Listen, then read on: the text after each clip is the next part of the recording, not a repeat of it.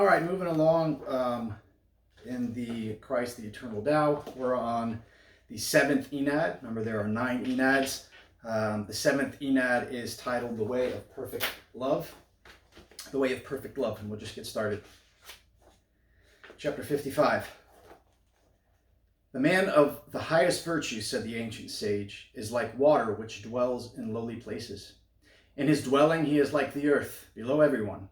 In giving he is human-hearted. His heart is immeasurable. The humble soul is like water that softens the earth of the heart, the place of her dwelling. Through her humility in dealing with people, hardness and callousness are expelled from her, swept away like heavy rock. A new vista opens to the gaze of the mind, the wounds with which her whole nature is riddled. Then does the softened heart begin to assist the mind with mourning. And as the soul begins to know herself for the first time, she begins for the first time to know others, finding the one wounded nature common to all. In her compassion, she dwells in the earth of the heart, beneath them. Her heart has become immeasurable. She has found the way to perfect love. Chapter 56. Those who follow the way are known by their love. Everyone that loves is born of the way, and knows the way. He that loves not knows not the way, for the way is love.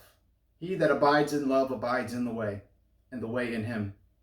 There is no fear in love, but perfect love casts out fear. Nothing is more cherished by the way than perfect love, for the way is simple and undivided, and love unites that which has been torn asunder.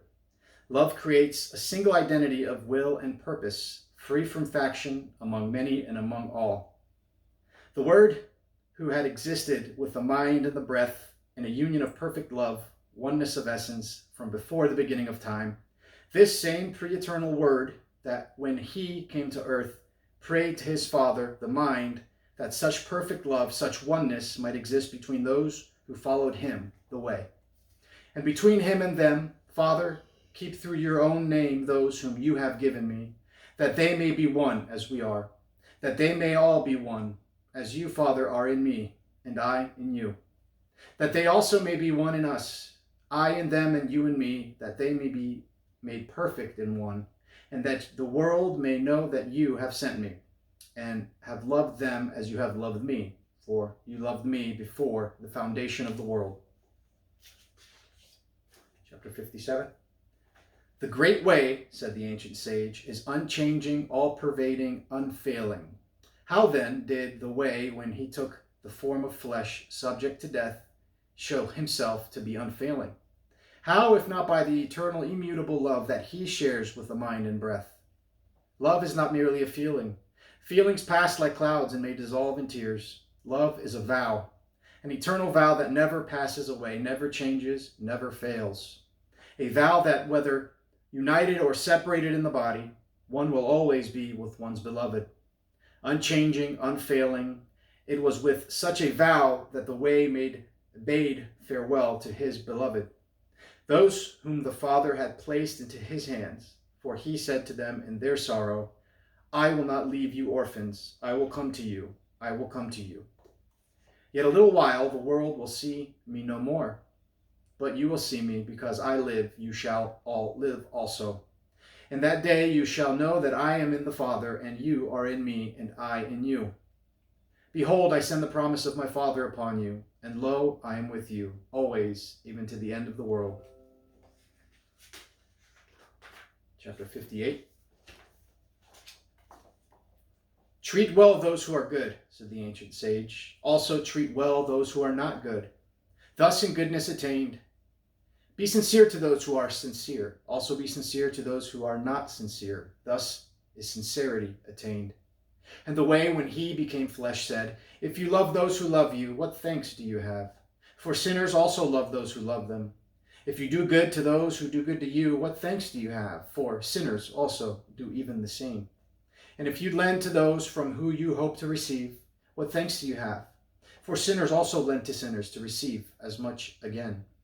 On account of these 5 reasons do people love one another, for the sake of the way, as when the virtuous person loves everyone, or for natural reasons, as parents love their children and children love their parents, or out of vainglory, as one who is honored loves the one who honors him, or for avarice, as one who loves a rich person for what he can get, or for pleasure, as the one who is enslaved to his fleshly desires. The first of these is praiseworthy, the second neutral, and the rest belong to the passions. Chapter 59.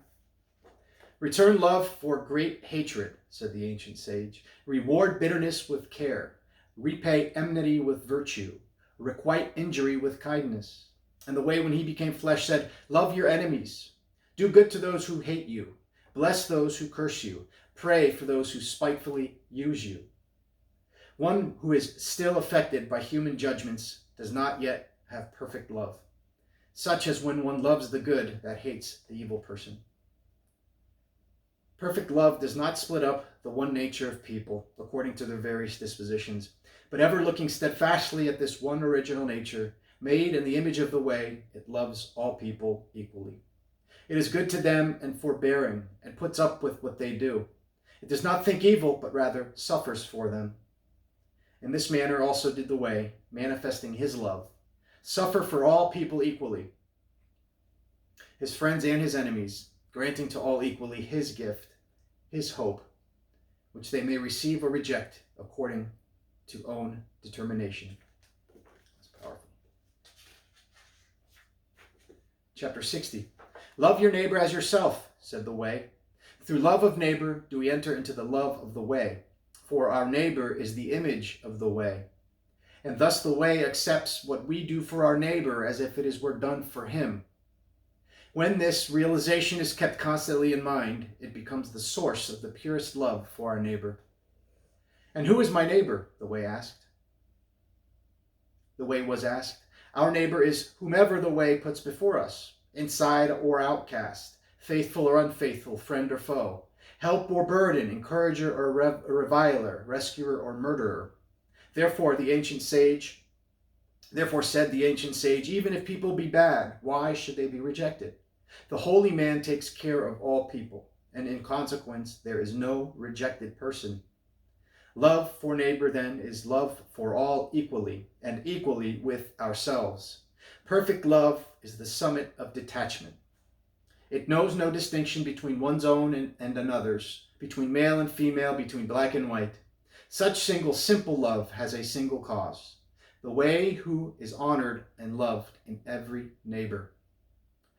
Through love of neighbor do we enter into love of the way, and as the former grows in us, so does the latter, until at last the way is all in all, and we forget ourselves. Then love becomes a depth of illumination, a fountain of fire inflaming the thirsty soul. Growth is added to growth. Love is the progress of eternity. Chapter 61. If I were possessed of the slightest knowledge, said the ancient sage, traveling on the great way, my only fear would be to go astray. There are two kinds of fear for those who follow the way. In the first, the soul follows the way of the universe out of fear of universal retribution. In the second, she follows the way out of love for the way himself. Having known the sublimity of being with him and in him, she fears to fall away from him, to do anything apart from him.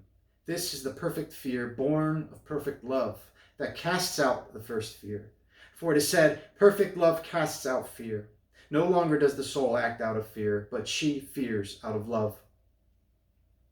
The soul who embarks on the way must come to the first fear. Fearing, she is humbled.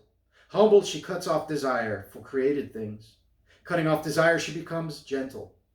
Becoming gentle, she is given power to follow the way. Following the way, she is purified. Purified, she is illuminated.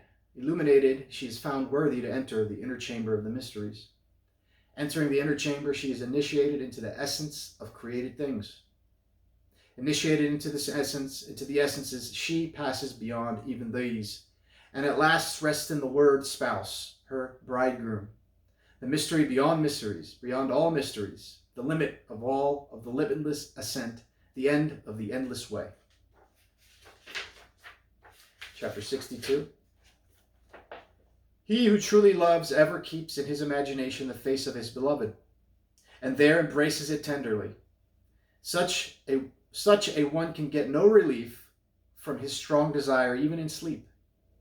Even then he holds converse with his loved one. Therefore, one who has wounded with love said to himself, I sleep because my nature requires it, but my heart is awake in the abundance of my love.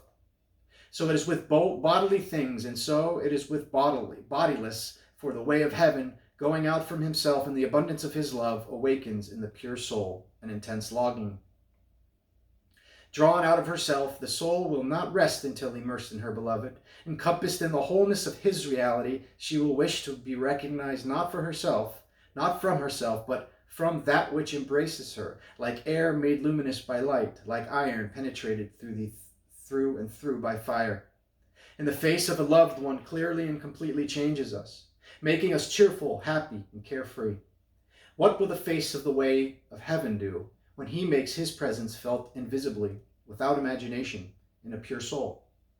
Even a babe does not cling to the breast of its mother, as a child of love clings to the way of heaven at all times. Final chapter, chapter 63.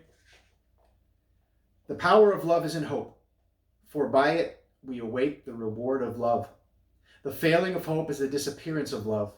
Hope is a rest from labors in the midst of labors. Toils depend on it. Mercy encircles it.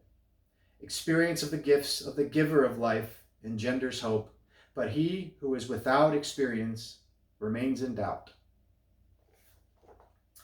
Next time we'll be reading through the 8th Ennead, which is the way of suffering, which will bring us to the final Ennead, and then we'll continue on to part 2, the unfolding revelation of the Tao in human history, which takes more of a regular form. It's not in the form of Enneads.